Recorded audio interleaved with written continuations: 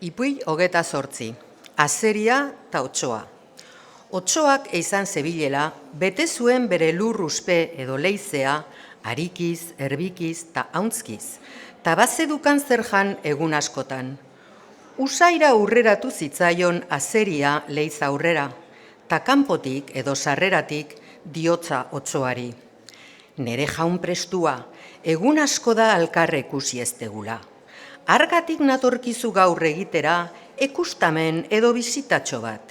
Bestetik, nere sabeleko ustasunak egun askotako janezak naduka aginte gabe. Uste dut errukituko zera lanitaz, badezu on zer eman zure kalte ezagutu gabe. Igarri zion otsoak zer zerabilen azeriak, ta diotza barrun betik. Asko jakin gaiztoa, guztiak ezagutzen haute, kena hortik. Ez ator nere honez, atera nahi nauk hemendik gero harrapatzeko isilik nere janariak.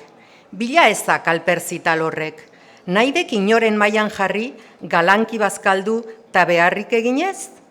Azeriak irten zuen buruz bera, ta erneguz, ta dio, otso zeken ta prestu eza, gogoan godidak niri zer jan ematea ukatua.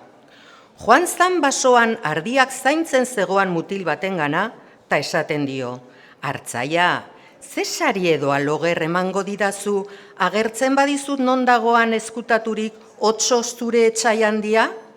Harrapatu eto hilko dezu txiterraz.